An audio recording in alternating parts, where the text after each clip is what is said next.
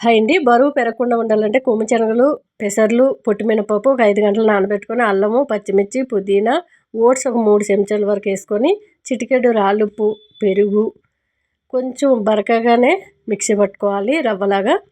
చాలా టేస్ట్గా ఉంటాయండి, ఒకసారి ట్రై చేయండి. ఇలా రుబ్బుకొని సైడ్కి పెట్టేసుకొని, చట్నీ అయితే బీరకాయ, టమాటాలు ఒక 4, కరివేపాకు, పుదీనా, పచ్చిమిర్చి, ఒక ఉల్లిగడ్డ, కొద్దిగా వాటరు, రాళ్ళుప్పు, కొంచెం చిటికెడంత రాళ్ళుప్పు, పసుపు వేసుకొని ఒక 2 విజిల్ వచ్చే వరకు స్టవ్ మీద కుక్ చేసుకోవాలి. తర్వాత తీసేసుకొని ఇలా మిక్సీలో మెంతులు, జీలకర్ర, కొద్దిగా ఎల్లిగడ్డ వేసి, పుట్నాల పప్పు, కొబ్బరి వేసి మెత్తగా మిక్సీ పట్టుకొని, ఆ ఉడికించుకున్నదంతా కూడా వేసి మిక్సీ పట్టుకోండి. దోశలు అయితే ఇలా వేసి చూడండి, చాలా బాగుంటాయి. మనం ఉల్టా వేయవలసిన అవసరం లేదు, చక్కగా మూత పెట్టి ఉడికించుకుంటే సరిపోతుంది. చాలా టేస్ట్గా ఉంటుందండి జీలకర్ర ఆనియన్స్తో.